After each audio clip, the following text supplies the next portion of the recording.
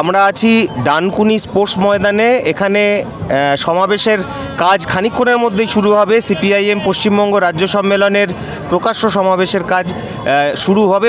প্রচুর লোক গোটা হুগলি জেলা থেকে আসছেন, আশেপাশের জেলাগুলো থেকে বহু মানুষ আসছেন।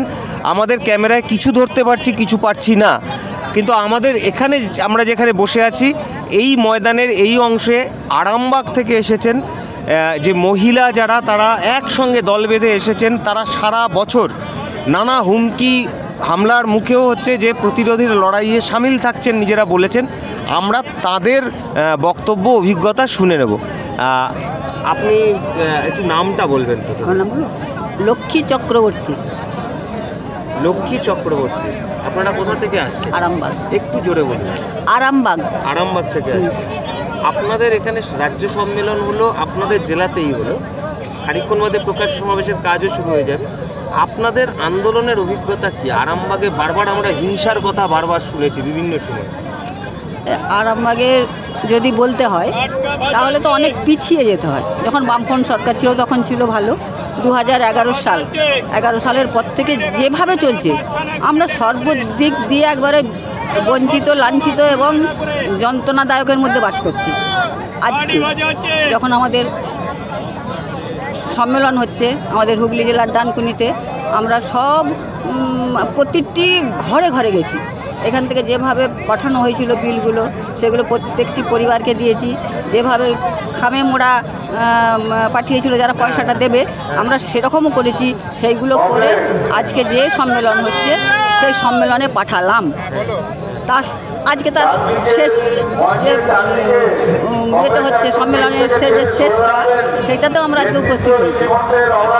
সেখানে আমরা যেভাবে করে এসেছি সেইভাবে হচ্ছে যে আগের যেভাবে ছিল সেটা আমাদের মধ্যে আর না। আজকে গাড়ি নিয়ে আসছি, সেখানেও বিভিন্নভাবে কটূক্তি আছে, তারা বিভিন্ন রকম ইঙ্গিত করে, সব কিছু করে, তবু আমরা তাতে কোনোদিনই পাত্তা দিই না। পাত্তা না দিয়ে, আগে আমাদের মহিলার আলাদা সমিতি ছিল, এখনও আছে কম। আগে যখন ছিল তখন আমরা 25,000 মেম্বারশিপ পর্যন্ত করেছি। আজকে কিছু কিছু মহিলা পাল্টে গেছেন। হ্যাঁ, লক্ষ্মী ভাণ্ডার পাচ্ছে, তারপরে ঘর পাচ্ছে, অনেক বিভিন্ন রকম আছে। ভয়ও আছে, যারা আমাদের সঙ্গে আসতে এখনও ভয় পাচ্ছে। তবুও আমরা আজকে যারা এসেছি তারা কিন্তু ভয় ভীতিকে একবারে তছনছ করে, একেবারে লড়াই করে আজকে আমরা এই জায়গায়। আপনার নামটা একটু বলবেন। অর্চনা ক্ষেত্রপাল। জোরে বলবেন। অর্চনা ক্ষেত্রপাল। আচ্ছা, তো আপনারা যে আপনারা ওখানে সিপিআইএম করেন, তো সেখানে তো তৃণমূল বা বিজেপি এরা আপনাদের সমস্যা তৈরি করে না?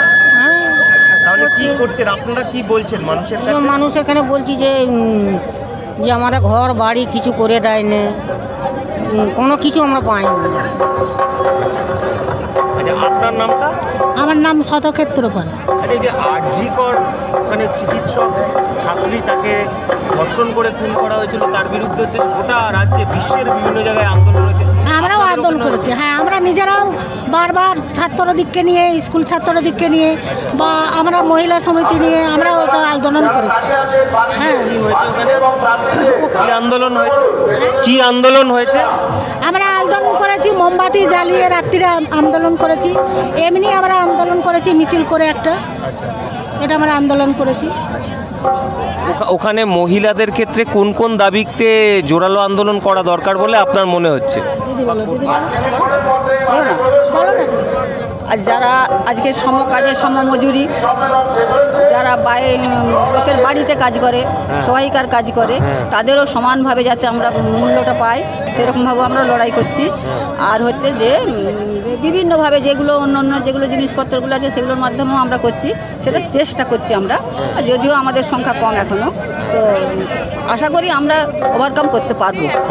এই ভিডিওটিকে লাইক করুন, আপনার গুরুত্বপূর্ণ মতামত কমেন্টের মাধ্যমে আমাদের জানান, এবং আমাদের চ্যানেলের ভিডিও সবার আগে দেখার জন্য ইউটিউবে গণশক্তিকে সাবস্ক্রাইব করুন, ফেসবুকে ফলো করুন এবং শেয়ার করুন আপনার পরিচিতদের মধ্যে। আমাদের চ্যানেলে আপলোড হওয়া ভিডিও নোটিফিকেশন পেতে বেল আইকনটি ক্লিক করতে ভুলবেন না।